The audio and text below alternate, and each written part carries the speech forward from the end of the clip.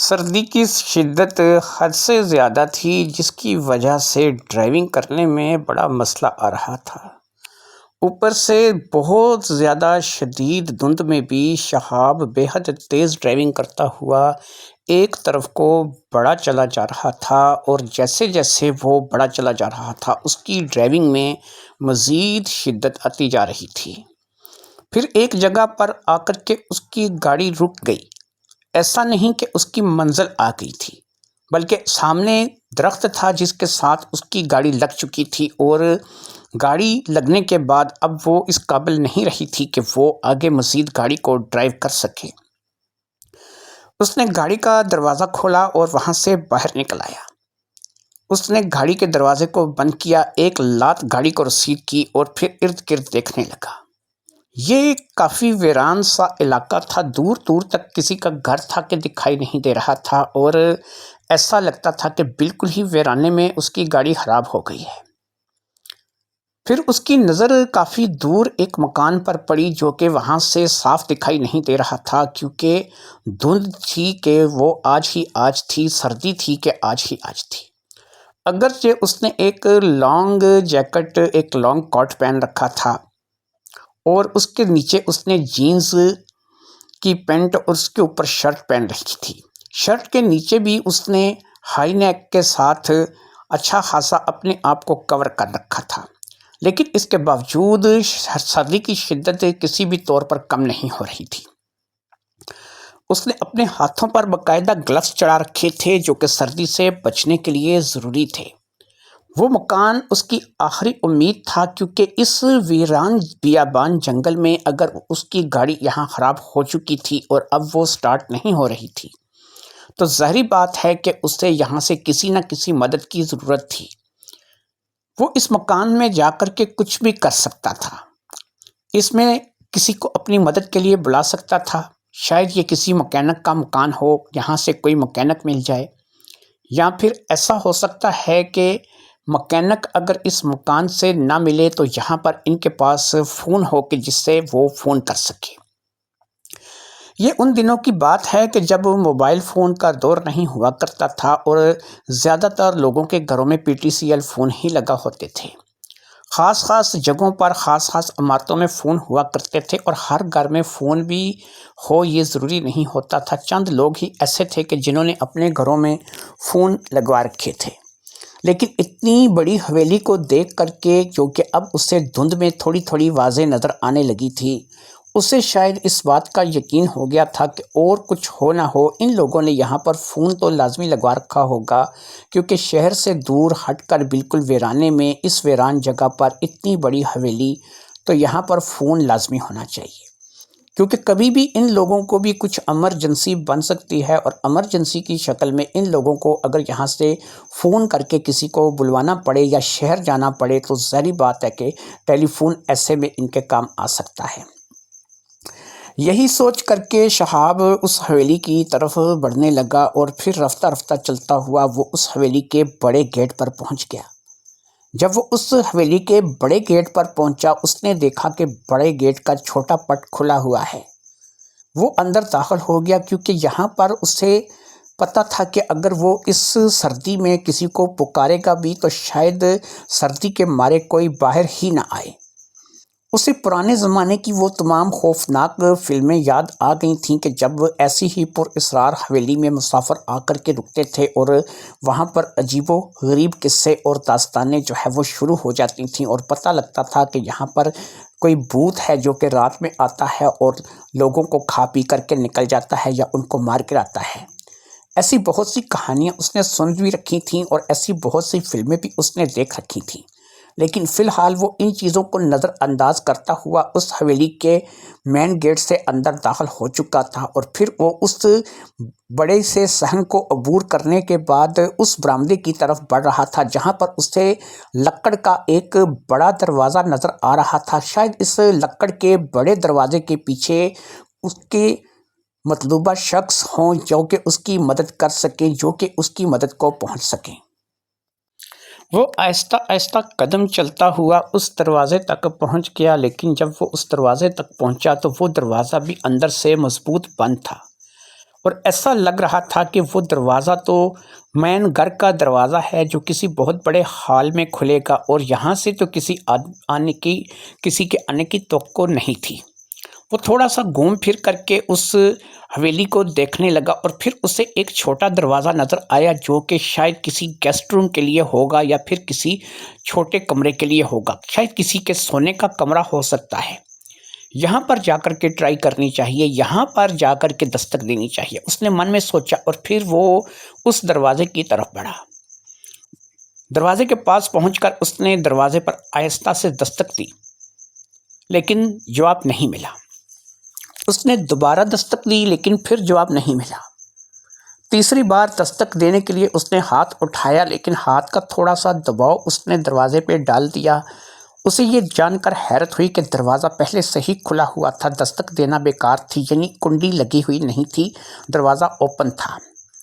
Open دروازے پر اس نے ہاتھ کا ہلکا سا دباؤ ڈالا تو اب دروازہ اندر کی طرف کھلتا چلا گیا۔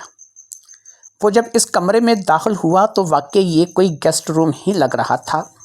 صاف نفاست سے سجا سجایا سا کمرہ تھا، لیکن کمرے میں لائٹ بہت مدھم تھی۔ زیرو بلب جل رہا تھا، بڑی لائٹ کو آف کیا گیا تھا، اور ایسا لگ رہا تھا کہ یہ جان بوجھ کر کے کیا گیا ہے۔ اس کمرے میں ایک شخص بیٹھا تھا جس کی پیٹھ شہاب کی طرف تھی۔ شہاب اس کی پیٹھ کو دیکھ رہا تھا۔ اس شخص کے لمبے بال اس کے کاندھوں تک آ رہے تھے، اور شہاب اسے پیچھے سے دیکھ رہا تھا۔ شہاب نے اس شخص کو مخاطب کیا، محترم، میں یہاں سے گزر رہا تھا، میری گاڑی کا ایکسیڈنٹ ہوا، میں مدد کے لیے اس مکان کو، اس حویلی کو دیکھ کر کے چلا آیا، امید کرتا ہوں کہ آپ میری مدد کریں گے۔ اگر آپ کے گھر میں ٹیلی فون ہے، میں کسی مکینک کو فون کرنا چاہتا ہوں۔ ویسے تو یہاں اس ویرانے میں کسی مکینک کا آنا بھی ممکن نہیں، لیکن کہنے میں کیا حرج ہے، کوشش تو کرنی چاہیے۔ اگر مکینک آ گیا تو نہیں ٹھیک ہے، نہیں تو پھر ایسا ہے کہ اپنی گاڑی میں ہی کسی نہ کسی طریقے سے سو جاؤں گا، اور پھر جب صبح ہوگی تو دوبارہ آپ کو تکلیف دوں گا، اور آپ کے گھر سے فون کر کے کسی مکینک کو بلوا کر کے گاڑی ٹھیک کروا کے لے جاؤں گا۔ آپ کی اتنی بڑی حویلی ہے، آپ کی بھی گاڑی خراب ہوتی ہوگی تو کوئی نہ کوئی مکینک آپ بھی اپنی گاڑی کی مرمت کے لیے بلواتے ہوں گے۔ اگر آپ ہی کے کوئی جاننے والا ہے تو اس کا بتا دیجئے، نہیں تو پھر ایسا ہے کہ شہر میں میرے ایک دو جاننے والے ہیں، مجھے اجازت دیجئے تو میں آپ کے فون سے ان کو فون کر لوں۔ جواب میں مکمل خاموشی، کوئی جواب سامنے سے نہیں آیا۔ پھر شہاب نے کہا، سر، میں آپ سے مخاطب ہوں، مجھے ایک فون کرنا ہے اور مجھے فون کرنے کی اجازت دیجیے۔ اتنا کہتے کہتے شہاب اس شخص کے کافی پاس آ چکا تھا۔ سگریٹ کا دھواں تھا جو کہ بلند ہو رہا تھا، یہ اس بات کی دلالت تھا کہ وہ شخص باقاعدہ سگریٹ پی رہا ہے اور شہاب کی بات کو سن بھی رہا ہے۔ شہاب بھی اب اس کی کرسی کے کافی پاس آ گیا تھا، اور ابھی بھی اس شخص نے نہ تو شہاب کی کسی بات کا جواب دیا تھا اور نہ ہی شہاب کو پلٹ کر دیکھا تھا۔ پھر ایک بات شہاب کے ذہن میں آئی کہ کبھی کبھی ایسا بھی ہوتا ہے کہ بعض لوگ سگریٹ پیتے پیتے بھی سو جاتے ہیں، کہیں گے صاحب سو تو نہیں گئے؟ لہذا شہاب نے اس کے کندھے پر ہاتھ رکھا کہ اسے اٹھائے اور اسے کہے کہ بھائی، ایک تو تم سگریٹ پیتے پیتے سو گئے ہو، اس کا خیال کرو، آگ بھی لگ سکتی ہے، اور دوسرا یہ ہے کہ یہ سونے کی جگہ نہیں ہے، اپنے کمرے میں یا اپنے بستر پہ جا کے سو اور مجھے کم از کم ایک فون کروا دو۔ یہی سوچ کر کے شہاب نے اس کے کندھے پر ہاتھ رکھا، لیکن جیسے ہی شہاب نے اس کے کندھے پر ہاتھ رکھا، وہ شخص لڑک کر ایک طرف گر گیا۔ اس کے گرنے کی دیر تھی کہ شہاب پر یہ انکشاف ہوا کہ وہ بندہ اب اس دنیا میں موجود نہیں، وہ مر چکا ہے۔ وہ جو دھواں اٹھ رہا تھا اسے اب شہاب نے دیکھا تھا کہ وہ سگریٹ سامنے ٹیبل پر پڑی تھی اور ایشٹرے کے اوپر سے دھواں اٹھا رہی تھی۔ وہ اس شخص کے منہ میں لگا ہوا سگریٹ نہیں تھا، بلکہ ایشٹرے کے اوپر پڑا ہوا سگریٹ تھا جو کہ دھواں اٹھا رہا تھا۔ وہ سگریٹ ابھی بھی جل رہا تھا، شاید اس سگریٹ کو پیتے پیتے ہی یہ شخص مر گیا تھا۔ پتہ نہیں کیا تھا کیا نہیں تھا، لیکن وہ سگریٹ بہرحال جل رہا تھا۔ جیسے ہی اس شخص کی لاش گری تھی، شہاب 2 قدم پیچھے ہٹ گیا تھا۔ اس کا 2 قدم پیچھے ہٹنا تھا کہ اچانک سے کمرے کی لائٹ روشن ہو گئی۔ کسی نے اس کمرے کی لائٹ کا بٹن آن کر دیا تھا اور وہ کمرہ روشنی میں مکمل طور پر نہا گیا تھا۔ شہاب اس طرف متوجہ ہوا جس طرف سے لائٹ چلی تھی۔ وہاں پر ایک انتہائی خوبصورت عورت کھڑی تھی جس کی عمر زیادہ سے زیادہ 28-30 سال رہی ہوگی۔ وہ دکھنے میں انتہائی خوبصورت لڑکی تھی اور شہاب کو دیکھ کر کے ہلکی ہلکی مسکراہٹ کے ساتھ مسکرا رہی تھی۔ شہاب نے اس لاش کی طرف دیکھتے ہوئے کہا کہ میں جب اندر آیا تو میں نے سمجھا کہ یہ سگریٹ پی رہے ہیں اور یہاں پر کرسی پہ بیٹھے ہیں۔ میری گاڑی کا ایکسیڈنٹ ہو گیا ہے، میں تو مدد لینے کے لیے یہاں ان کے پاس آیا تھا اور پھر یہ یہاں پر ایسے جو ہے۔ اس عورت نے کہا جانتی ہوں آپ نے کچھ نہیں کیا ہے، آپ تسلی رکھیے، میں نے آپ کی باتیں سن لی ہیں۔ آپ کو مدد چاہیے، آپ کی گاڑی خراب ہو گئی ہے، آپ چاہتے ہیں کہ شہر میں کسی مکینک کو فون کر کے بلائیں۔ پہلی بات یہ ہے کہ اس وقت آپ کی مدد کے لیے کوئی مکینک نہیں آئے گا، مجبوراً آپ کو یہیں رکنا پڑے گا۔ دوسری بات یہ ہے کہ یہ جو سامنے لاش پڑی ہے یہ میرے شوہر کی ہے، انہیں میں نے قتل کیا ہے۔ آپ ایسا کریں کہ ٹیلی فون وہ سامنے ٹیبل پہ رکھا ہے، وہاں سے جا کے فون کر سکتے ہیں۔ پولیس کو فون کیجئے، پولیس کو بلا لیجئے اور پولیس کو کہیے کہ میں نے اپنے شوہر کو مار ڈالا ہے۔ شہاب نے کہا یہ آپ کے شوہر ہیں اور آپ نے انہیں مار ڈالا ہے اور آپ مجھے کہہ رہی ہیں کہ میں پولیس کو فون کر کے اس بات کی اطلاع دوں۔ ہاں ظاہری بات ہے کہ اگر آپ آ ہی گئے ہیں تو اتنا کام تو آپ کر ہی سکتے ہیں۔ ٹیلی فون ڈائریکٹری سے آپ کو پولیس اسٹیشن کا نمبر مل جائے گا، وہ بھی وہاں ساتھ ٹیبل پہ ہی پڑی ہے۔ مجھے ٹیلی فون ڈائریکٹری سے آپ نمبر لے کے پولیس کو فون کر لیجئے۔ مجھے پولیس کا نمبر زبانی یاد نہیں ہے، نہیں تو اب تک میں خود فون کر چکی ہوتی۔ عجیب سچویشن ہے، شہاب نے دل میں سوچا اور پھر وہ اس سے ٹیلی فون کی طرف بڑھ گیا۔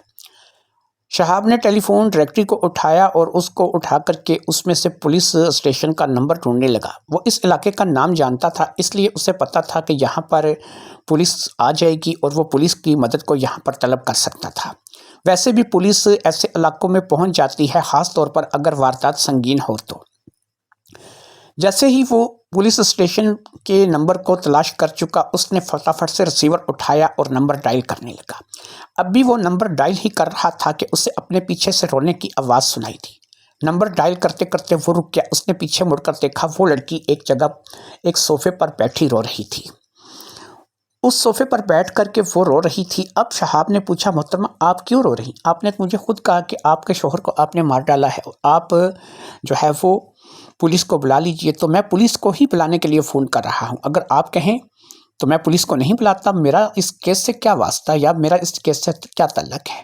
میری گاڑی خراب ہوئی ہے، میں چلا جاتا ہوں، جا کے اپنی گاڑی میں سو جاتا ہوں اور آپ اپنا کام کیجئے، صبح ہوگی تو میں وہاں سے چلا جاؤں گا، کوئی نہ کوئی مکینک بلوا لوں گا۔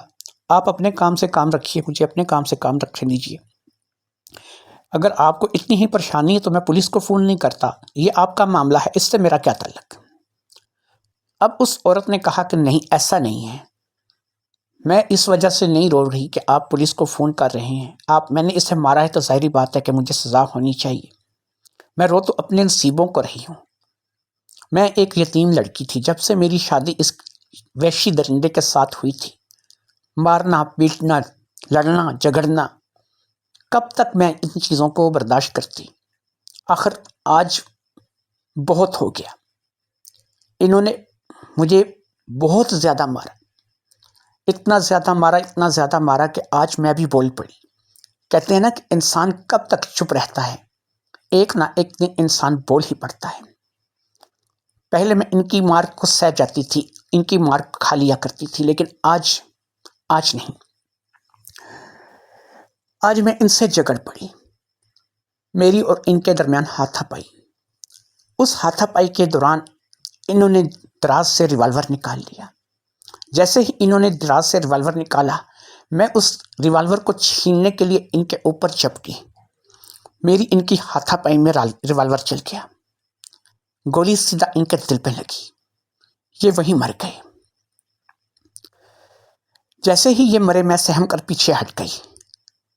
یہ ریوالور ہے، ریوالور اس عورت کے اپنے ہاتھ میں تھا، وہ اس نے اپنے ہاتھ میں ہی پکڑ رکھا تھا۔ ریوالور شہاب نے اب دیکھا تھا، میں نے اس سے گولی چلا کر کے انہیں مار ڈالا اور یہ مر گئے۔ بس آپ ان باتوں کو چھوڑیے، جو ہونا تھا ہو گیا۔ آپ ایسا کیجیے، آپ پولیس اسٹیشن فون کیجیے، پولیس کو بلائیے اور کہیے کہ مجھ سے خون ہو گیا ہے اور میں نے اپنے شوہر کو قتل کر دیا ہے۔ شہاب نے کہا، دیکھیے محترمہ، آپ جیسا بتا رہی ہیں کہ آپ ایک یتیم لڑکی تھیں، آپ کے والدین نہیں تھے، کوئی اور بھی نہیں رہا ہوگا، اگر ہوتا تو آپ کو آ کے پوچھتا تو صحیح۔ پھر آپ کی شادی اس شخص کے ساتھ ہو گئی، یہ آپ کو مارتا پیٹتا تھا اور آپ کے اوپر ظلم کرتا تھا، آپ اس کی مار پیٹ سے تنگ تھیں، بہت برداشت کیا، بہت سہتی رہیں، اور آخرکار آج آپ نے بھی اس پر حملہ کر دیا، یا پھر آپ کی اس کے ساتھ ہاتھ پائی ہوئی۔ پھر یہ ہے کہ اس نے ریوالور نکالا دراز میں سے آپ کو مارنے کے لیے، آپ نے اس پر حملہ کیا ہوا تھا، دونوں کی ہاتھا پائی میں گولی چلی اور پھر یہ مارا گیا اور آپ بچ گئیں، تو اس میں تو یہ حادثہ ہوا۔ اگر گولی آپ کو لگ جاتی تو آپ مر جاتی، ایسے میں تو آپ بھی مر سکتی تھیں، یہ بھی مر سکتا تھا۔ ایک حادثے کے تحت ہوا قتل، قتل نہیں حادثہ گنا جاتا ہے، اس کی سزا ویسے نہیں ہو سکتی کہ جیسے قتل کی سزا ہو۔ آپ کی بات درست ہے، لیکن پولیس کیا ان باتوں کو مانے گی؟ کیا پولیس اس بات کو سمجھے گی کہ میں نے اپنے شوہر کو ویسے ہی مار دیا، بیٹھے بٹھائے مار دیا؟ میں اپنے حالات ان کے سامنے رکھوں گی، یا پھر وہ میرے حالات کو اگر جان بھی لیں گے اور وہ میرے ساتھ ہوتا ہوا سلوک پہچان بھی لیں گے، تو پھر بتائیے کہ اس کے باوجود، یہ سب کچھ جاننے کے باوجود، کیا وہ میرا ساتھ دیں گے؟ یا پھر وہ تو اپنی قانون کی کتابیں دیکھیں گے اور قانون کے مطابق تو میں مجرم ہوں۔ اچھا ایک بات کرتے ہیں، شاہب نے کہا، ایک کام کرتے ہیں، میرے ذہن میں ایک بات ہے، ابھی تک یہ بتائیں کہ اس گھر میں کتنے لوگ ہیں؟ کیوں آپ یہ بات کیوں پوچھ رہے ہیں؟ بتائیے، پھر اس کے بعد میں آپ کو بتاتا ہوں۔ اس گھر میں کافی سارے لوگ ہیں۔ اچھا، اگر کافی سارے لوگ ہیں تو یہ جو گولی کی آواز سنی، جو گولی چلائی آپ نے، اس کی آواز سن کے کوئی ان کو دیکھنے نہیں آیا؟ کسی نے نہیں دیکھا کہ یہ زندہ ہیں، مر گئے ہیں، ان کے ساتھ کیا ہوا، یا گولی چلنے کی آواز کیوں آئی؟ اب وہ عورت زیر لب مسکرائی، اس نے کہا کہ شہاب صاحب، آپ کو علم نہیں ہے، یہ جو میرا شوہر ہے یہ ایک کامیاب شکاری ہے، گولیاں چلانا اس کی ہابی ہے، یہ آدھی رات کو کتا بلی دیکھ کر بھی گولی چلا دیتا ہے، بہت مینٹل قسم کا انسان تھا، بہت ہی زیادہ پرتشدد ذہن کا مالک۔ تو آپ ایسا سمجھیں کہ اس نے گولی چلائی، گھر میں آواز گئی، کسی نے بھی اس چیز کا نوٹس نہیں لیا، کیونکہ پتہ ہے کہ یہ کسی کتے بلی پہ گولی چلا رہا ہوگا۔ اصل میں انہیں شکار کا بہت شوق تھا۔ ایک روز یہ شکار پر گئے تو شیر نے ان پر حملہ کر دیا۔ شیر کے اس حملے میں ان کی ٹانگیں جاتی رہیں، لیکن اس روز سے یہ شیر کا بدلہ ہم لوگوں سے لینے لگے۔ پہلے یہ ایسے نہیں تھے، جب یہ حادثہ ان کے ساتھ ہوا اس کے بعد یہ بے حد بدل گئے۔ بات بات پر لڑنا جھگڑنا، ظلم کرنا، مارنا پیٹنا، یہی ان کا دستور بن گیا۔ ان کی ماں ہے، سوتیلی ہے، جس کے ساتھ کبھی ان کا سلوک اچھا نہیں رہا۔ ان کا ایک بھائی ہے، سوتیلا ہے، اس کے ساتھ کبھی ان کا سلوک اچھا نہیں رہا، اس لیے یہ ان کے ساتھ کبھی اچھا سلوک نہیں کرتے۔ میرے علاوہ اس گھر میں صرف وہی 2 لوگ رہتے ہیں، اس لیے ان میں سے کوئی بھی گولی کی آواز سن کے نہیں آئے گا۔ انہیں پتہ ہے ان کی ذہنی کیفیت کا، کہ یہ کس قسم کی ذہنیت کے مالک ہیں، اس لیے وہ اپنے اپنے کمروں میں سو رہے ہوں گے اور انہیں اس بات کی پرواہ بھی نہیں ہوگی کہ یہ زندہ ہے، کہ یہ مر چکا ہے۔ اچھا ایک اور بات بتائیے، شہاب نے کہا، کیا یہ آپ لوگوں کا بیڈ روم ہے؟ نہیں، یہ گیسٹ روم ہے، یہاں پر کبھی کبھار کوئی مہمان آ جاتا ہے، ویسے ان کے رویے سے یہاں سے تنگ ہیں لوگ، یہاں زیادہ کوئی آتا نہیں ہے۔ بیڈ روم دوسری طرف ہے، گھر کے اندر ہے۔ اچھا یہ 7 والا کمرہ کیا ہے؟ یہ 7 والا کمرہ تجوری کا کمرہ ہے۔ اس گیسٹ روم کا راستہ 7 والے کمرے میں جاتا ہے، یعنی تجوری والے کمرے میں جاتا ہے۔ ٹھیک ہے، ایک کام ہو سکتا ہے۔ کیا ہو سکتا ہے؟ اگر ہم ایک کہانی بنائیں، ایسی کہانی کہ جس سے یہ پتہ چلے کہ یہ قتل نہیں بلکہ چوری کی واردات ہے، کوئی چور چوری کرنے کے ارادے سے اس حویلی میں داخل ہوا، وہ اس حویلی کے اندر آیا، اس نے چوری کی اور پھر جاتے جاتے جب اس نے دیکھا کہ مالک جاگ گیا ہے تو اس نے مالک کو قتل کر دیا۔ آپ کیسی باتیں کر رہے ہیں؟ مجھے سمجھ نہیں آ رہی، یہ کیسے ہو سکتا ہے؟ چلیں میں آپ کو سمجھاتا ہوں۔ یہ اپنا سارا روپیہ پیسہ زیور کہاں رکھتے ہیں؟ اسی کمرے میں، تجوری میں۔ زبردست، آئیے میں آپ کو بتاتا ہوں۔ شہاب اسے لے کر کے اندر چلا گیا۔ دوسرے کمرے میں آ کر اس تجوری کو اوپن کریں۔ ٹھیک ہے، کھول دیتی ہوں۔ تجوری کھول دی گئی۔ اس تجوری کا سارا سامان نکال دیا۔ زیور، روپیہ، پیسہ سب کچھ ایک گٹھلی میں ڈال دیا۔ سب کچھ ڈل گیا، ہو گیا۔ اب اس ساری گٹھلی کو، اس زیور، روپے، پیسے کو اپنے کندھے پہ لا دیں۔ سر مجھے سمجھ نہیں آ رہی شہاب صاحب، آپ یہ مجھ سے کیا کروا رہے ہیں؟ میں جیسا کہہ رہا ہوں کرتے چلیے، میرے ساتھ ساتھ اس چیز کو دہراتے جائیے، آپ ہی کا فائدہ ہے۔ ٹھیک ہے، اب آپ اس دروازے سے نکل کے اس دروازے تک آئیے اور ایک آدھ چیز گرا دیجئے۔ یہاں یہ ٹیبل پڑا ہے، اس کو ٹھوک کر لگائیے۔ یہ لگا دی، یہ گر گیا۔ اب آپ بالکل اپنے شوہر کی کرسی کے پاس آ جائیے جہاں پر ان کی لاش پڑی ہے۔ آ گئی۔ یہاں پر آ کر کے آپ اس ٹوکری کو بالکل ان کے پاس پھینک دیجئے۔ پھینک دی۔ اب یہ سارا کام ہو گیا۔ اب آپ کیا کیجئے کہ اب آپ ایک گولی چلائیں گی، لیکن کس پر؟ یہ گولی آپ باہر ہوا میں چلائیں گی اور یہ گولی آپ اوپر کی طرف پستول کا رخ کر کے چلائیں گی تاکہ نیچے زمین پر کسی کو یہ گولی کسی چیز کو نہ لگے۔ میں یہاں سے بھاگتا ہوں، یہ گولی آپ چلائیں گی۔ میں اس سارے کھیل کا مقصد نہیں سمجھی، مقصد میں آپ کو سمجھاتا ہوں۔ ہم لوگوں نے یہ تاثر دینا ہے کہ ایک چور تھا جو کہ آیا، وہ چوری کر کے جا رہا تھا کہ اس کا پاؤں پھسلا، وہ اس ٹیبل سے ٹکرا کر کے یہاں ان کے پاس آ گیا۔ یہ شاید اس کرسی پر سو رہے تھے، ان کو ہوش نہیں تھا۔ جیسے ہی چور کسی چیز سے ٹکرایا، ان کی آنکھ کھل کے یہ فوری طور پر ہوش میں آ گئی۔ انہوں نے دراز سے اپنا ریوالور نکالا اور اس چور کو للکارا۔ وہ چور ان کے اوپر جھپٹا، دونوں میں ہاتھا پائی ہوئی۔ چور نے ان کو گولی ماری اور گولی مار کر کے وہ ڈر گیا۔ اس نے پستول اور سامان کو یہیں پھینکا اور اس کے بعد وہ باہر کی طرف بھاگا۔ جیسے ہی چور باہر کی طرف بھاگا، اس نے یہ والا دروازہ کھولا جو کہ باہر کی طرف کھلتا ہے۔ انہوں نے اس کے پیچھے ایک فائر کیا کیونکہ ابھی تک ان کے اندر جان تھی، یہ زندہ تھے، لیکن انہوں نے اس کے پیچھے فائر کیا لیکن اس سے وہ فائر لگا نہیں۔ چور بچ کر بھاگ جانے میں کامیاب ہو گیا اور یہ یہاں پر بیٹھے بیٹھے مر گئے۔ ان کی لاش کی کنڈیشن ہم ایسی بنائیں گے کہ ریوالور ہم ان کے ہاتھ میں دیں گے اور ایسا تاثر دیں گے کہ یہ باہر کی طرف آخری فائر کر کے اس کے بعد مرے ہیں۔ لہٰذا ان کی لاش کو سیدھا کر کے ان کے ہاتھ میں کسی نہ کسی طریقے سے پستول پکڑا دو اور ان کی کنڈیشن ایسی کر دو۔ باہر والا دروازہ جو ہے وہ کھول دو اور میں باہر بھاگتا ہوں اور تم نے ایک اور فائر کرنا ہے۔ دوسرا فائر اس لیے کرنا ہے کہ اگر گھر کے جو لوگ ہیں انہوں نے ایک فائر کی آواز سنی ہے ایسا بتایا تو ظاہری بات ہے کہ پولیس سوال کرے گی کہ اس پستول میں سے تو 2 گولیاں چلی ہیں، تو پھر ایک فائر کی آواز آپ لوگوں نے اگر سنی ہے تو دوسری گولی کہاں چلی ہے؟ لہٰذا دوسرے فائر کی آواز تمہاری وجہ سے آئے گی، تم وہ دوسرا فائر کرو گی۔ جب تم دوسرا فائر کرو گی اس کے بعد تم نے ایک کام کرنا ہے۔ دوسرا فائر کرنے کے بعد تم فٹافٹ سے اپنے بیڈ روم میں چلی جاؤ گی۔ یہ بتاؤ تمہارے گھر میں کوئی نوکرانی نوکر ایسا کوئی ہے یا وہ لوگ بھی نہیں ہیں؟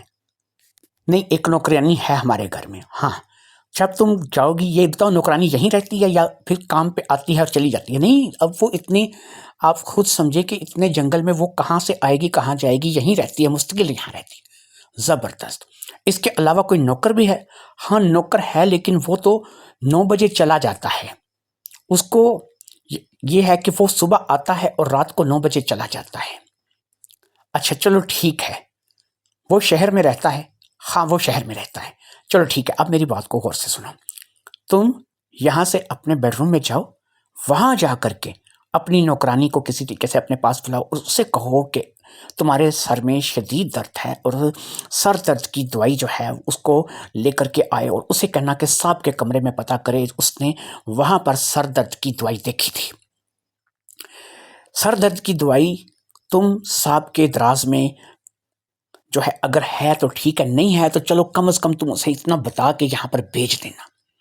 جب وہ تمہاری اس بات کو سن کر کے یہاں پر آئے گی اور صاحب کی لاش کو سب سے پہلے وہ نوکرانی دیکھے گی، صاحب کا رخ دروازے کی طرف ہے، اس کے ہاتھ میں پستول ہے اور وہ خود مرا پڑا ہے، اس بات کی سب سے پہلی گواہ جو ہے وہ تمہاری نوکرانی ہوگی، اور نوکرانی پولیس کو یہ بیان دے گی کہ وہ جب اس کمرے میں آئی اس وقت تم اپنے بیڈ روم میں سو رہی تھی اور تمہارے سر میں درد تھا، تم سوتے میں اٹھی اور تم نے اپنی نوکرانی کو اپنے پاس بلایا، اس سے کہا کہ تمہیں نیند نہیں آ رہی ہے، تمہارے سر میں شدید درد ہو رہا ہے، تمہیں ایک گولی جو ہے سر درد کے لا دے، اور صاحب کے کمرے میں گولی تم نے دیکھی تھی تو لہٰذا تم نے صاحب کے کمرے میں اسے بھیجا۔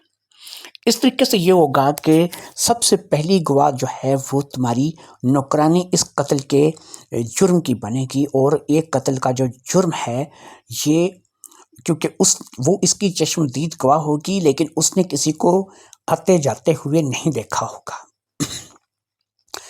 ایسے میں جیسے وہ تمہاری نوکرانی یہاں پر آئے گی اور اس قتل کو دیکھے گی، ظاہری بات ہے کہ وہ چپ نہیں بیٹھے گی، وہ تم لوگوں کو اس بات کی اطلاع کرے گی۔ جیسے ہی وہ تم لوگوں کو اس بات کی اطلاع کرے گی، یہاں پر تم لوگ اکٹھے ہو جاؤ گے۔ جب تم لوگ اکٹھے ہو جاؤ گے تب میں یہاں پر دوبارہ انٹری کروں گا اور میں پولیس کو فون کر کے یہاں پر بلاؤں گا، اور میں دوبارہ سے آپ لوگوں کو یہی کہوں گا کہ میری گاڑی کا ایکسیڈنٹ ہوا ہے، میں مکینک کی امداد لینے کے لیے یہاں پر اس حویلی میں آیا ہوں۔ اور جب ایسا ہو جائے گا کہ یہ ساری بات لوگ یقین کر لیں گے، میں بھی بے گناہ، آپ لوگ بھی بے گناہ، کسی کا اس سے کوئی تعلق نہیں، کون مار گیا پتہ نہیں، کس نے کر دیا کوئی پتہ نہیں، آخر کون، یہ سوال بن جائے گا، تم بھی بچ جاؤ گی اور کسی قسم کا الزام کسی اور پر بھی نہیں آئے گا۔ اپنی انگلیوں کے نشان اچھے طریقے سے اس پستول سے مٹا دو اور یہ پستول اپنے شوہر کے ہاتھ میں تھما دو۔ اس کے بعد جیسا میں نے کہا ہے ایک گولی چلاؤ اور جا کر کے بیڈ روم میں جا کر کے سو جاؤ، اور ایسا ناٹک کرو کہ جیسے تم کب سے سو رہی تھی، اور اس کے بعد ویسا ہی کرو جیسا میں نے کہا ہے۔ مجھے اب یہاں سے دوبارہ واپس جانا ہوگا، اور جیسے ہی میں یہاں سے واپس جاؤں گا تم نے پیچھے فائر کرنا ہے۔ یاد رکھے فائر کوشش یہ کرنا ہے کہ مجھے نہ لگے، پستول کا رخ اوپر کی طرف رکھنا تاکہ فائر مجھے نہ لگے۔ دروازہ کھول دو تاکہ تمہیں اچھے طریقے سے باہر کا منظر دکھائی دے۔ ویسے تو دھند ہے لیکن بہرحال دروازہ کھولنے کے بعد کچھ دیر تک تمہیں دکھائی دے گا۔ میں یہاں سے جا رہا ہوں، جیسا میں نے کہا ہے اگر اپنی جان بچانی ہے اور پولیس اور دیگر معاملات سے بچنا ہے تو تمہیں یہی بیان دینا ہوگا، اور آپ نے آخری وقت تک اسی بیان پر قائم رہنا ہوگا۔ جیسے گھر کے دوسرے لوگ پڑے سو رہے ہیں، تمہاری نوکرانی سو رہی ہے، جاؤ تم بھی سو جاؤ، کسی کو نہیں پتا۔ جیسے کہ یہ شکار کرنے کے عادی تھے، کتے بلی وغیرہ کو بھی مارتے تھے، کوئی چیز جنگلی جانور دیکھ لیتے تھے اس پہ بھی فائر کرتے تھے، اس لیے سب یہی سمجھ رہے ہوں گے کہ یہ زندہ بھی ہے اور اب تک یہ کتے بلی پر ہی فائر کر رہا ہے۔ لیکن جب تم اپنی نوکرانی کو یہاں پر بھیجو گی، نوکرانی پہلی چشمدید گواہ بنے گی اور اس کے بعد پتہ چلے گا کہ یہ مر گئے ہیں۔ ویسے میں اب تک ان کا نام نہیں جانتا، اپنے شوہر کا نام بتا دو اور اپنا نام بھی بتا دو۔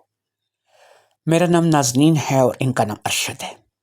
ٹھیک ہے نازنین، جیسا میں نے کہا ہے ویسا کرو، اور ارشد کی باڈی کو ویسے ہی سیٹ کر دو جیسے کہ میں نے کہا ہے، اور ایک فائر اب تم نے کرنا ہے اور پستول اس کے ہاتھ میں تھما دینی ہے۔ اور ہاں ایک اور بات یاد رکھو، جاتے جاتے جس تجوری والے کمرے سے ہم لوگوں نے یہ سامان نکالا ہے اس تجوری کی اس کمرے کی کچھ چیزوں کو بکھیر دو تاکہ واضح پتہ چلے کہ چور نے تلاشی لی ہے اور پھر اس کے بعد چوری کی ہے۔ چیزیں بکھیر دو اور چلی جاؤ۔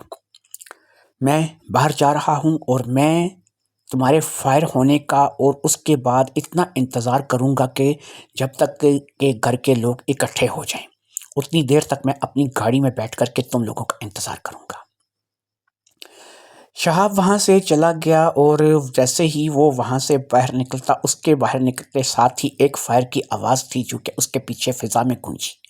یہ فائر ظاہری بات ہے کہ نازنین نے کیا تھا اور اس کے بعد اس نے پستول ارشد کے ہاتھ میں تھما دی گئی تھی۔ شہاب چشم تصور میں ساری باتیں ہوتے ہوئے دیکھ رہا تھا، جیسے اس نے نازنین کو سمجھایا تھا ویسے ہی نازنین اگر کرتی چلی گئی تو وہ اس کیس سے بچ جائے گی اور کوئی اس پر شبہ نہیں کر سکے گا۔ لہٰذا اب وہ اپنی گاڑی میں آٹ کر بیٹھ گیا تھا اور انتظار کر رہا تھا تقریباً اتنا وقت گزر جائے کہ گھر کے سارے افراد کو اس بارے میں پتہ چل جائے۔ آدھا گھنٹہ کافی تھا۔ آدھا گھنٹہ انتظار کرنے کے بعد ایک دفعہ وہ پھر اس مکان کی طرف، اس حویلی کی طرف بڑھا۔ بڑے گیٹ کو کراس کر کے وہ دوبارہ سیدھا اسی دروازے کے پاس پہنچا۔ دروازہ کھلا ہوا تھا، دروازہ بند نہیں تھا۔ وہ دروازے سے اندر داخل ہوا۔ اس نے دیکھا کہ یہاں پر کافی سارے افراد کھڑے ہیں، ایک بوڑھی عورت، ایک نوجوان لڑکا، اس کے علاوہ ایک اور نوجوان لڑکی اور اس کے علاوہ نازنین کھڑی تھی۔ کمرہ اس وقت پوری طرح روشنی سے نہایا ہوا تھا۔ اس نے جا کر کے کہا جیسا کہ اس نے کہنا تھا، میری گاڑی کا ایکسیڈنٹ ہو گیا ہے، گاڑی پیڑ سے ٹکرا کر کے کافی نقصان ہوا ہے، گاڑی سٹارٹ نہیں ہو رہی ہے، میں چاہتا ہوں کہ کسی مکینک کو فون کروں، اس لیے میں نے اتنا بڑا گھر دیکھا تو آپ کے ہاں چلا آیا۔ اس جگہ روشنی بھی ہو رہی تھی تو میں نے کہا کہ شاید یہاں سے کچھ مدد مل جائے۔ اگر آپ کے گھر میں فون ہو تو مجھے ایک فون کرنے دیجیے، میں کسی مکینک کو اپنی گاڑی کے ٹھیک کرنے کے لیے بلوانا چاہتا ہوں۔ اب وہ بوڑھی عورت بولی، اس نے کہا کہ بیٹا کیا فون کرنا ہے، کس کو بلوانا ہے؟ میرے جوان بیٹے کو کسی نے قتل کر دیا۔ کیا ہوا ہے آپ کے بیٹے کو قتل کر دیا؟ یہ کیسے ہو گیا؟ سائڈ پہ ہٹیے ذرا۔ اوہو، یہ تو بڑی عجیب سی بات ہے، یہ تو بڑی انہونی ہے۔ مجھے بتائیے میں کیا خدمت کر سکتا ہوں؟ بیٹا پولیس کو فون تم کر دو، ہماری تو کسی کی ہمت نہیں ہو رہی ہے، جب سے ہم نے یہ دیکھا ہے ہم سب تو سہم گئے ہیں۔ اچھا چلیے ٹھیک ہے، مجھے پولیس کا نمبر بتا دیجیے، وہ ڈائریکٹری سامنے پڑی ہے، اسی میں سے دیکھ لو۔ ٹھیک ہے، میں پولیس کو فون کر دیتا ہوں۔ یہ کہہ کر کے صاحب اس ڈائریکٹری کی طرف بڑھا۔ پولیس کا نمبر پہلے ہی اس نے مارک کر رکھا تھا، لہٰذا اس سے پولیس کا نمبر تلاش کرنے میں زیادہ دقت کا سامنا نہیں کرنا پڑا۔ پولیس کا نمبر دیکھ کر کے اس نے ریسیور کو اٹھایا اور ڈائل پر اپنی انگلیوں سے بٹنوں کو گھمانے لگا۔ یہ اس دور کا فون تھا کہ جب ڈائل کو گھما کر کے نمبر ڈائل کیا جاتا ہے۔ میں نے آپ کو پہلے بتایا نا کہ اس کہانی میں موبائل فون وغیرہ کا استعمال نہیں ہے۔ یہ آج سے 30-35 سال پرانا کیس لگا لیجئے۔ خیر تھوڑی دیر تک جب نمبر ڈائل ہو گیا تو اسی طرف سے بیل بجتی رہی، پھر ایک کڑکدار آواز سنائی دی۔ ہیلو، انسپکٹر باکر بول رہا ہوں۔ جی فرمائیے، آپ نے اس وقت کال کیوں کی؟ انسپکٹر باکر، میرا نام شہاب ہے، میں یہاں سے ایک انجان سی جگہ سے گزر رہا تھا جس کا مجھے نام بھی صحیح طریقے سے پتہ نہیں ہے، تو یہاں پر میری گاڑی کا ایکسیڈنٹ ہو گیا۔ گاڑی کے ایکسیڈنٹ کے بعد ایک حویلی میں مدد مانگنے کے لیے آیا تو پتہ لگا یہاں پہ خون ہو گیا ہے، مجھے آپ کی مدد درکار ہے۔ آپ خون ہو چکا ہے، آپ یہاں پر پولیس کی نفری لے کر کے آ جائیے۔ اس گھر کے افراد بہت پریشان ہیں، ان کے بیٹے کا فون ہوا ہے۔ ٹھیک ہے، آپ مجھے گھر کا پتہ لکھا دیجئے اور اس گھر کے بارے میں مکمل تفصیل بتا دیجئے۔ ٹھیک ہے، میں آپ کو گھر کا پتہ اور مکمل تفصیل گھر کے مکینوں سے پوچھ کر کے بتا دیتا ہوں اور اس جگہ کی ایگزیکٹ لوکیشن اور نام بھی بتا دیتا ہوں۔ ماں جی، اس گھر کا پتہ، اس کے ایڈریس وغیرہ سب کچھ پولیس والے پوچھ رہے ہیں۔ بوڑھی عورت نے سب کچھ بتا دیا اور پھر شہاب نے وہ سب کچھ پولیس اسٹیشن والے کے سامنے یعنی انسپکٹر کے سامنے دہرا دیا۔ انسپکٹر باکر نے کہا، آپ فکر مت کیجیے، جو جگہ آپ بتا رہے ہیں یہ اتنی بھی زیادہ شہر سے دور نہیں ہے، میں زیادہ سے زیادہ آدھے گھنٹے کے اندر یہاں پہنچ جاؤں گا، آپ بے فکر رہیے، لیکن میرے آنے تک وہاں سے کوئی بھی شخص نہ تو جائے گا، نہ ہی لاش کو ہاتھ لگائے گا اور نہ ہی وہاں سے کسی چیز کو چھیڑے گا۔ آپ لوگ جس کمرے میں جس جگہ پر موجود ہیں وہیں پر رہیں گے اور کسی قسم کی کوئی حرکت نہیں کریں گے اور نہ ہی کسی چیز کو ہاتھ لگائیں گے۔ ٹھیک ہے انسپیکٹر صاحب، میں سب کو بتا دیتا ہوں اور میں بھی اس بات پر عمل کروں گا۔ لیجیے ماں جی، میں نے فون کر دیا ہے، انشاءاللہ تعالی بہت جلد پولیس والے یہاں پر پہنچ جائیں گے اور اس کیس کی تحقیق شروع ہو جائے گی۔ آپ فکر مت کیجیے، آپ کے بیٹے کے قاتل کو سزا ضرور ملے گی۔ پولیس والوں نے کہا ہے کسی چیز کو چھیڑنا نہیں، آپ لوگ آرام سے بیٹھ جائیں، اور مجھے بھی انہوں نے جانے سے منع کر دیا ہے، شاید وہ میرا بیان لینا چاہتے ہیں۔ قریب آدھے گھنٹے سے پہلے ہی پولیس پہنچ گئی۔ پولیس نے ایڈریس کو ڈھونڈنے میں کوئی غلطی نہیں کی تھی اور وہ ٹھیک اس مقام پر پہنچ گئی تھی۔ پولیس جب اس کمرے میں داخل ہوئی تو یہ ٹوٹل 4 لوگ تھے۔ انسپیکٹر باقر کے ساتھ سب انسپیکٹر لطیف، ایک کانسٹیبل اور ایک حوالدار تھا۔ چاروں ہی ایسے معاملات میں کافی کمال مہارت رکھتے تھے اور شاید ایسے معاملات کا ان کو کافی تجربہ تھا۔ کمرے میں داخل ہوتے ہی انہوں نے سب لوگوں کو ایک طرف کھڑا کر دیا اور خود وہ لاش کا معائنہ کرنے لگے۔ لاش کا معائنہ کرتے کرتے انہیں اس بات کا اندازہ ہو چکا تھا کہ اسے مرے ہوئے گھنٹے سے 1.5 گھنٹہ یا پھر کچھ اس سے کم یا زیادہ ہو چکا ہے، کیونکہ لاش اب ٹھنڈی پڑتی چلی جا رہی تھی۔ ویسے بھی سرد موسم تھا اور لاش کا اکڑنا جو ہے وہ جاری ہو چکا تھا، کیونکہ اس موسم میں لاش جلدی اکڑ جاتی ہے۔ انہوں نے اچھے طریقے سے سارے کمرے کی تلاشی لی اور اپنے سارے کمرے کو دیکھنے لگے۔ پھر ایک حوالدار جو کہ ساتھ آیا تھا، اس نے ایک کمرے کی طرف اشارہ کیا جس کمرے کا دروازہ اسی کمرے سے کھلتا تھا۔ اس نے کہا، سر اس کمرے میں کافی سارا سامان بکھرا پڑا ہے اور اس کمرے کی تجوری بھی کھلی پڑی ہے۔ تجوری کھلی پڑی ہے، سامان بکھرا پڑا ہے، چلو پہلے اس کمرے کو دیکھ لیتے ہیں۔ جیسے ہی وہ لوگ اس کمرے میں داخل ہوئے، انہیں اس بات کا احساس ہو گیا کہ یہ تجوری کھولی گئی ہے اور یہاں پر باقاعدہ کسی نے لوٹ مار کی ہے۔ کمرے کا کچھ سامان بھی ایسا تھا کہ جو بکھرا پڑا تھا۔ انسپیکٹر باقر نے کہا، اس کا مطلب کہ یہ کسی چور کا کام ہے۔ حوالدار نے کہا، سر وہ کیسے؟ چور گھر کے اندر آیا، اس نے اس تجوری کو کھولا۔ اب سوال یہ ہے کہ چور کے پاس چابی کہاں سے تھی، یہ بات کی بات ہے، لیکن چور نے تجوری توڑی نہیں ہے، کھولا ہے۔ یہ بات ذہن میں رکھو۔ چور وہ ہے کہ جسے پتہ ہے کہ تجوری کھولتے کیسے ہیں، یا تو وہ کوئی ایسا ماہر چور ہے کہ جسے ایسا تجربہ ہے کہ وہ اتنی پیچیدہ تجوری کو کھول سکتا ہے، یا وہ چور ایسا ہے کہ جس کے پاس اس تجوری کی چابی ہے۔ دو ہی شکلیں ہیں۔ خیر، اس نے یہاں سے سامان نکالا، اسے گٹھڑی میں ڈالا، یہاں سے باہر آ جاؤ۔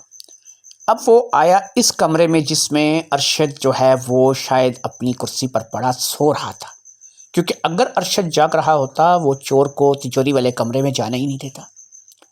جب وہ ارشد والے کمرے میں آیا، یہ سٹول یہاں پہ، یہ شاید اس کے راستے کی رکاوٹ بنا۔ کیا اس کمرے میں اندھیرا تھا یا روشنی تھی؟ میں گھر کے مکینوں سے پوچھ رہا ہوں، انسپیکٹر باقر نے گھر کے مکینوں سے مخاطب کر کے کہا۔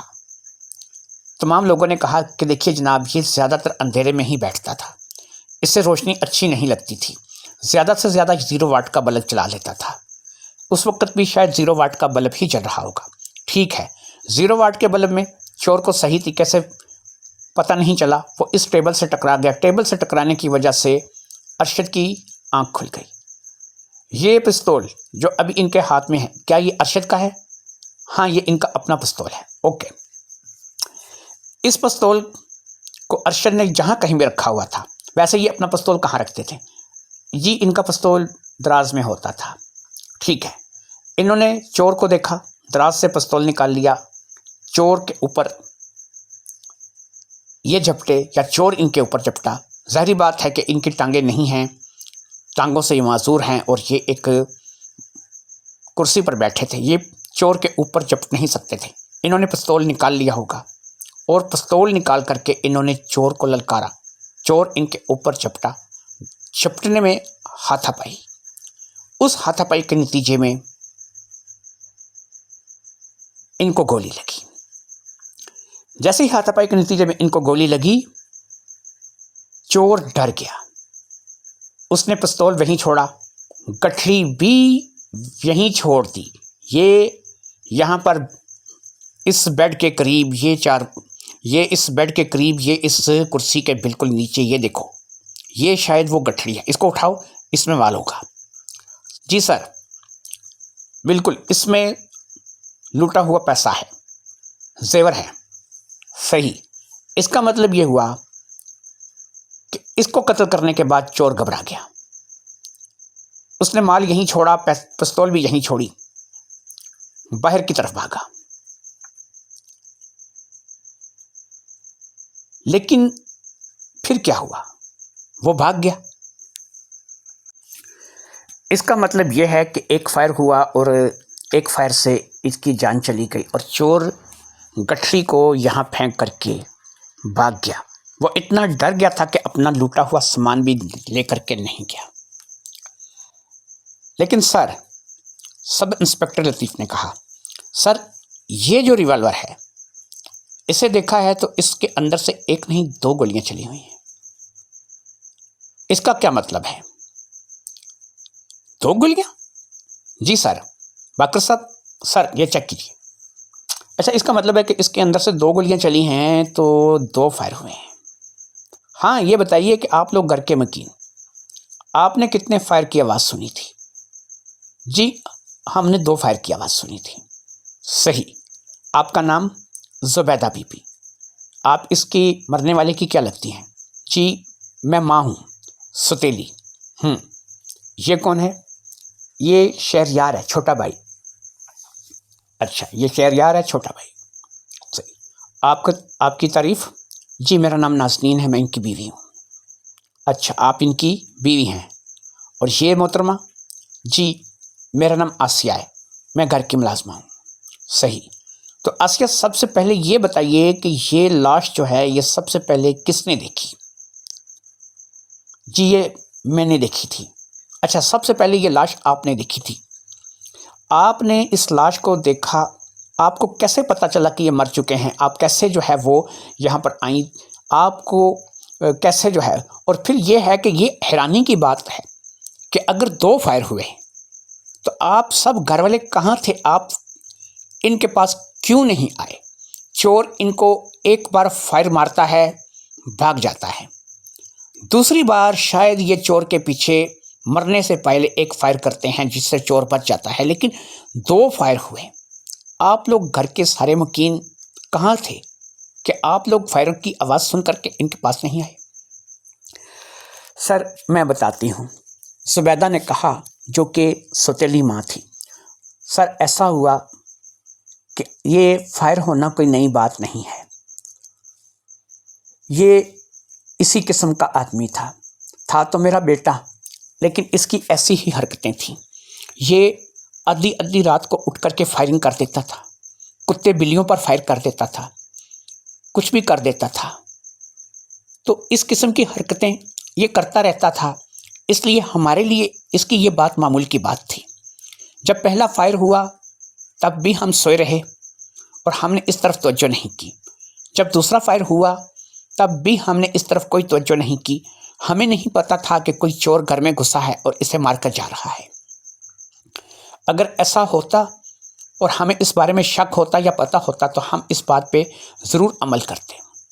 یعنی آپ کے کہنے کا مقصد ہے کہ یہ شخص جو کہ آپ کا سوتیلا بیٹا ہے، آدھی رات کو اٹھ کر کے فائرنگ کرتا رہتا تھا اور کتے بلیوں پر بھی فائرنگ کرتا تھا، اور اس قسم کی اس کی حرکتیں تھیں، اور اس وجہ سے آپ نے اس بات کو نوٹس نہیں کیا۔ چلے آسیہ، آپ بتائیے کہ آپ نے انہیں جو ہے پہلی بار مرے ہوئے دیکھا اور آپ کو پتہ چلا کہ یہ مر گئے، آپ کو کیسے پتہ چلا؟ میں بتاتی ہوں۔ ایسا ہے کہ میں سو رہی تھی تو مجھے جو ہے وہ نازنین میڈم کی آواز سنائی دی۔ نازنین میڈم مجھے پکار رہی تھی۔ جب کافی بار میرا نام انہوں نے پکارا تو میں نازنین میڈم کے کمرے میں گئی۔ میں نے پوچھا، میڈم اس وقت آپ کو کیا کام ہے؟ آدھی رات ہو رہی ہے۔ میڈم نے کہا کہ میرے سر میں شدید درد ہو رہا ہے، مجھے سر درد کی دوائی چاہیے ورنہ میرا سر درد سے پھٹا جا رہا ہے۔ میں نے کہا کہ مجھے نہیں پتا کہ اس وقت سر درد کی دوائی کہاں ہوگی۔ میڈم نے کہا کہ صاحب کے کمرے میں چیک کرو، میں نے وہاں دیکھی تھی۔ پھر میں یہاں دوائی لینے کے لیے آئی۔ جب میں دوائی لینے کے لیے یہاں اس کمرے میں آئی تو میری نظر ان پر پڑی۔ میں نے دیکھا کہ ان کے سینے سے خون نکل رہا تھا، ان کے کپڑے بھی خراب ہو چکے تھے اور ان کے ہاتھ میں پستول تھا۔ یہ سب کچھ دیکھ کر کے مجھے ایسا لگا کہ ان کو کچھ ہو گیا ہے۔ مجھے یہ نہیں پتا تھا کہ یہ مر گئے ہیں یا کیا ہوا ہے، لیکن مجھے ایسا لگا کہ ان کو کچھ ہو گیا ہے۔ میں فٹافٹ سے اندر کی طرف بھاگی۔ میں نے سب سے پہلے نازنین میڈم کو اس بارے میں اطلاع دی، پھر میں نے زبیدہ مالکن کو، اور پھر اس کے بعد میں نے شہریار کو بھی اٹھا دیا۔ ہم لوگ سب لوگ یہاں پر آ کر کے اکٹھے ہو گئے۔ ہم نے لائٹ جلائی کیونکہ یہاں کی لائٹ بند تھی۔ ہم نے لائٹ جلائی اور اس کے بعد جو ہے ہم لوگ یہاں پر کھڑے تھے کہ اتنے میں یہ صاحب آئے۔ ان صاحب نے کہا کہ یہ اپنی گاڑی کا ایکسیڈنٹ کر بیٹھے ہیں اور انہیں فون کرنا ہے۔ بس ہم اتنا ہی جانتے ہیں، اس کے علاوہ ہمیں کچھ پتہ نہیں ہے کہ یہ کیا ہوا ہے اور یہ کیا ہے اور یہ کیوں ہے اور یہ کون ہے۔ ٹھیک ہے، آپ لوگوں کی سب کی بات کی سمجھ آ گئی۔ یعنی آپ لوگ گولی کی آواز سن کے نہیں آنا چاہتے تھے کیونکہ وہ یہ روزانہ ہی کرتا تھا۔ پھر آپ لوگ اپنے اپنے کمروں میں پڑے سو رہے تھے اور نازنین کے میڈم کے سر میں درد ہوا۔ تو نازنین میڈم، اب آپ کے سر کا درد کیسا ہے؟ کیونکہ آپ کے سر میں درد تھا اور اب میرے خیال میں تو آپ اچھی خاصی معلوم ہو رہی ہیں۔ سر آپ کی بات درست ہے، لیکن ایسا ہے کہ سر درد دکھائی تھوڑا ہی دیتا ہے۔ سر درد ہے، لیکن کیا اب اپنے لوگوں کو چھوڑ کر کے جا کے سو جاؤں؟ ایسا تو نہیں ہو سکتا۔ سر درد ابھی بھی کر رہا ہے اور ابھی تک دوائی بھی نہیں ملی۔ بہرحال میں کیا کروں، مجھے سمجھ نہیں آ رہی۔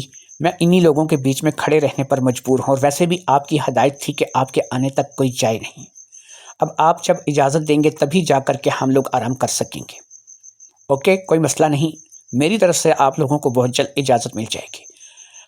اب آتے ہیں جناب شہاب صاحب کی طرف۔ شہاب صاحب، میرا نام انسپیکٹر باقر ہے اور میں یہاں قریبی پولیس اسٹیشن سے ہوں۔ غالباً آپ نے ہی پولیس اسٹیشن میں فون کر کے مجھے بلایا ہے اور آپ ہی نے ان کے کہنے پر نمبر ملایا ہے۔ آپ کا کیا قصہ ہے؟ جی، میں دوسرے شہر جا رہا تھا، مجھے وہاں پہ ایک کام سے جلدی پہنچنا تھا، اس لیے دھند میں بھی گاڑی کی رفتار تھوڑی تیز تھی۔ ویسے بھی میں بہت زیادہ آہستہ ڈرائیونگ نہیں کر سکتا، ایک اچھی رفتار کے ساتھ گاڑی ڈرائیو کرنے میں مزہ آتا ہے۔ دھند ہونے کی وجہ سے مجھے پتہ نہیں چلا اور سامنے پیڑ کے ساتھ گاڑی کو ٹکرا بیٹھا۔ گاڑی ٹکرانے کے بعد بند ہو گئی۔ میں نے اسے سٹارٹ کرنے کی بے حد کوشش کی، لیکن گاڑی سٹارٹ نہیں ہو رہی تھی۔ مجھے ایک مکینک کی ضرورت تھی۔ میں وہاں گاڑی سے اترا تو میں نے اس طرف دیکھا، کیونکہ وہاں پر مجھے قریب کوئی گھر دکھائی نہیں دے رہا تھا، لیکن یہ حویلی مجھے کافی دور سے ہی دکھائی دے رہی تھی۔ دھند میں ہونے کے باوجود میں نے دیکھا کہ ایک گھر کا حوالہ ہے، دھند میں ہے لیکن ایک گھر ہے۔ کیوں نہ جا کے یہاں دیکھا جائے اور کوئی مدد کے لیے کسی کو بلایا جائے۔ میرے ذہن میں دو باتیں تھیں۔ یہاں سے کوئی مکینک مل سکتا ہے جو کہ گاڑی ٹھیک کر دے۔ اگر گاڑی ٹھیک ہو گئی تو میں یہاں سے آسانی سے آگے چلا جاؤں گا اور میرا سفر یہیں سے آگے شروع ہو جائے گا۔ اگر یہاں پر کوئی مکینک نہیں ملتا تو کم از کم ان کے پاس فون تو ہوگا۔ میں کسی گیراج میں یا کسی شخص کو فون کروں گا اور اسے اپنی مدد کے لیے طلب کروں گا۔ ہاں، مجھے یہ پتہ ہے کہ اس وقت رات کے اس وقت کسی گیراج کا نمبر ملنا یا کسی گیراج کے آدمی کا ملنا مشکل ہے، لیکن پھر بھی ظاہری بات ہے کہ میرے پاس اس کے علاوہ کوئی چارہ کار نہیں تھا۔ کوشش کرنے میں کیا حرج ہے؟ شہروں میں کافی سارے گیراج ایسے ہیں کہ جو رات کو دیر تک کھلے رہتے ہیں۔ شاید کسی ایسے گیراج کا نمبر مل جاتا کہ جہاں سے میں کسی مکینک کو بلا سکتا اور اپنی گاڑی کو ریپیئر کرا سکتا۔ یہ سب کچھ کرنے کے لیے جب میں یہاں گھر کے اندر داخل ہوا تو میں نے ان سب لوگوں کو یہاں پر کھڑے پایا۔ ان ماجی سے پوچھا تو انہوں نے مجھے بتایا کہ ان کے بیٹے ارشد کو کسی نے گولی مار کے ہلاک کر دیا ہے، اور ان لوگوں میں سے کسی میں بھی اتنی ہمت نہیں پڑ رہی کہ یہ پولیس اسٹیشن فون کر کے اطلاع کر دیں۔ لہٰذا میں نے اپنا کام تو کرنا ہی تھا، لہٰذا میں نے یہ بھی مناسب سمجھا کہ میں آپ کو بھی فون کر دوں۔ پھر میں نے آپ کو فون کر کے یہاں پہ بلا لیا اور یہاں کا جو بھی نام پتہ ایڈریس تھا وہ میں نے ان سے پوچھ کر آپ کو بتا دیا۔ آپ نے مجھے ہدایت کی تھی کہ آپ کا بیان ضروری ہے، آپ وہاں سے مت جائیے گا، اس لیے میں یہاں پر رک گیا اور میں اب آپ کو بیان دے چکا ہوں اب جیسا آپ کہیں گے، کیونکہ میرے پاس ویسے بھی جانے کا سوال نہیں پیدا ہوتا۔ ہاں، ایک مہربانی اگر کریں گے، میری گاڑی تو خراب ہو چکی ہے، اگر آپ واپس پولیس اسٹیشن جائیں گے تو مجھے شہر ہی واپس لے چلیے۔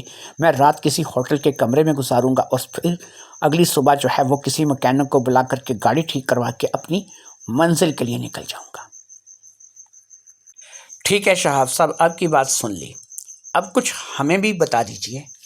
ایک سوال ہماری طرف سے، جب یہاں آپ آ رہے تھے لگ بھگ وہی وقت تھا کہ جس وقت یہ گھر کے افراد اس قتل کو دیکھنے کے لیے یہاں آئے، تو میرے خیال میں جس راستے سے آپ آئے ہیں آنے کا یہ ایک واحد راستہ ہے۔ آپ نے چور کو بھاگتے ہوئے دیکھا؟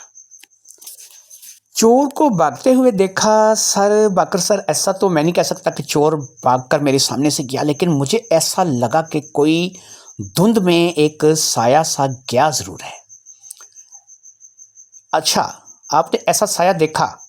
دیکھا نہیں، دھند اتنی زیادہ تھی کہ کسی کی شکل دیکھنے کا تو سوال ہی نہیں تھا، لیکن مجھے ایسا لگا کہ کسی نے لمبا سا کوٹ پہن رکھا ہے، کوئی شخص کہیں سے گیا ضرور ہے، اور دھند میں شاید وہ مجھے کراس کر گیا، مجھے اس کا پتہ نہیں لگا۔ یعنی دھند کی وجہ سے وہ شخص آپ سے کراس ہو گیا اور آپ کو اس بات کا پتہ نہیں لگا، اور وہ شخص آپ کے ہاتھوں سے بچ کر کے نکل گیا۔ اگر وہ آپ سے ٹکرا جاتا یا پھر آپ کو اس بات کا پہلے پتہ چل جاتا کہ وہ کیا کر کے آ رہا ہے، تو اب تک یہ سارا مسئلہ حل ہو چکا ہوتا۔ جی ہاں، بالکل ایسا ہو سکتا ہے، شہاب نے کہا۔ انسپکٹر باقر نے کہا، اچھا جی ایسا ہے کہ اب آپ تمام گھر والوں کے بیانات تو مکمل ہو گئے ہیں، اور کیس تو واقعی یہ چوری کا لگ رہا ہے۔ ایسا ہی لگ رہا ہے کہ کسی چور نے چوری کی اور پھر مال کو لے کر کے بھاگنے لگا، اور ارشد صاحب کی آنکھ کھلی اور ارشد صاحب اپنا پستول نکال کر اس کو للکارا، اور ایسے میں چور نے اپنی جان بچانے کے لیے ان پہ حملہ کیا، اور اس حملے میں ارشد کے اوپر گولی چلی اور ارشد کے جسم میں گولی لگی۔ جب گولی لگنے کے بعد وہ شخص باہر کی طرف بھاگا تو پھر ارشد نے اس کے پیچھے گولی چلائی، شاید اس میں کچھ جان باقی تھی، اور جب اس نے اس کے اوپر گولی چلائی تو وہ گولی اس شخص کو نہیں لگی، اور وہ بچ کر بھاگ جانے میں کامیاب ہوا۔ جب وہ یہاں سے بچ کر کے بھاگ رہا تھا تو جس راستے سے وہ جا رہا تھا اسی راستے سے شہاب ادھر کو آ رہا تھا۔ جب شہاب ادھر کو آ رہا تھا تو شہاب کے قریب سے وہ گزر گیا، دھند کا فائدہ اٹھاتے ہوئے شہاب اس کا چہرہ نہیں دیکھ سکا، اور شاید اس نے بھی شہاب کا چہرہ نہیں دیکھا ہوگا۔ اس کا مطلب یہ ہوا کہ اب تک کوئی بھی ایسا شخص نہیں ہے کہ جس کے اوپر شک کیا جا سکے۔ آپ لوگ گھر کے اتنے ہی افراد ہیں، اور دوسری چیز کہ مجھے یہ بتائیے کہ ان کی تجوری کی چابی کہاں ہوتی تھی؟ جی، ان کی تجوری کی چابی اسی دراز میں ہوتی ہے جس میں ان کا پستول تھے، یعنی کہ جس دراز میں پستول ہے اسی میں ان کی تجوری کی چابی ہے۔ یہ تجوری کی چابی اپنے پاس رکھتے تھے؟ ہاں جی، اپنے پاس رکھتے تھے۔ اسی کمرے میں؟ جی اسی کمرے میں۔ تجوری توڑی نہیں گئی، تجوری کو کھولا گیا ہے۔ یہ کام کسی گھر کے بیٹی کا ہو سکتا ہے۔ آپ لوگ گھر کے اتنے ہی فرد ہیں یا آپ کے علاوہ گھر میں کوئی اور بھی ہے؟ جی بس ایک نوکر ہے، لیکن وہ 9 بجے چھٹی کر جاتا ہے۔ اچھا، وہ 9 بجے چھٹی کر جاتا ہے۔ چھٹی کرنے سے پہلے اس کا آخری کام کیا ہوتا ہے؟ عموماً یہ ہوتا ہے نا، ڈیوٹی کے کام بانٹ دیے جاتے ہیں۔ جیسے یہ آسیہ ہے، اس کے اپنے کچھ کام ہوں گے، اسے پتہ ہے کہ اس نے روزانہ کی بنیاد پر کیا کرنا ہے۔ اس کا آخری کام کیا ہے؟ اس کا آخری کام ارشد کو چائے دینا ہے، یعنی کہ وہ 9 بجے ارشد کو چائے دیتا ہے اور اس کے بعد چھٹی کر جاتا ہے۔ اس کے آنے اور جانے کا ذریعہ کیا ہے؟ یہ اس کے پاس ایک موٹر سائیکل ہے جو کہ کافی پرانی ہے لیکن چلتی ہے۔ صحیح، یعنی ایک موٹر سائیکل ہے اس کے پاس جس پر وہ بیٹھ کر یہاں سے شہر کے لیے روانہ ہو جاتا ہے۔ وہ یہاں ہی کیوں رک کر کام نہیں کرتا؟ جی یہ اس کی مجبوری ہے۔ اصل میں اس کو شراب کا بہت شوق ہے، وہ شراب پیتا ہے اور اس بات سے ہم لوگ نفرت کرتے ہیں۔ 1-2 دفعہ وہ یہاں پر رکا ہے اور اس نے یہاں پر شراب چڑھا لی، اور اس کے نشے میں وہ کچھ ایسی عجیب و غریب حرکتیں کرنے لگا، اول فول بکنے لگا۔ اس بات کو لے کر کے ارشد نے اسے بہت زیادہ ڈانٹا تھا اور یہاں پر سے چلے جانے کے لیے کہا تھا۔ اس کے بعد وہ روزانہ رات کو 9 بجے یہاں سے چلا جاتا ہے۔ وہ بھی ارشد کے غصے سے بے حد ڈرتا ہے، اس لیے ارشد سے بحث کرنا نہیں چاہتا تھا۔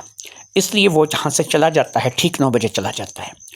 جس وقت وہ یہاں سے گیا تھا آج، اس وقت تک کہ آپ لوگ اپنے اپنے کمروں میں جا چکے تھے، اپنے کام میں چک چکے تھے۔ اس کے بعد آپ لوگ 9 بجے کے بعد یہاں پر کوئی آپ میں سے آیا نہیں۔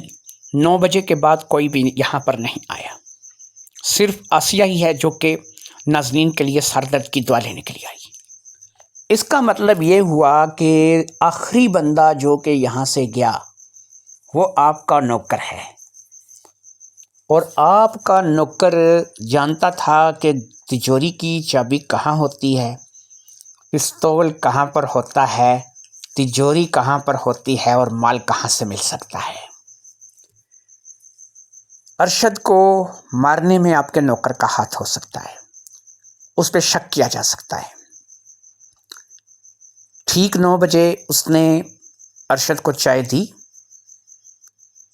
چائے پی کر کے وہ دکھاوے کے لیے باہر چلا گیا۔ اسے شاید اس بات کا پتہ تھا کہ ارشد چائے پینے کے بعد تھوڑی دیر کے لیے کلولا کرتا ہے، آنکھیں بند کر کے سو جاتا ہے۔ شاید وہ اس روٹین سے واقف تھا کیونکہ وہ یہاں کا نوکر تھا۔ پھر وہ واپس آیا، اس نے دیکھا کہ یہ سو رہا ہے، چپکے سے دراز سے چابی نکالی، الماری کی طرف گیا، دوسرے کمرے میں جا کر کے تجوری کھولی، تجوری کھول کر کے مال نکالا، پوٹلی میں ڈالا، جہاں سے بھاگ رہا تھا۔ ارشد کی آنکھ کھلی، ارشد نے پستول نکال کر للکارا، اس نے حملہ کر دیا کیونکہ وہ ارشد سے ڈرتا تھا، اس لیے وہ بزدل تھا، وہ بس اس چکر میں تھا کہ کسی نہ کسی طریقے سے بھاگ جائے۔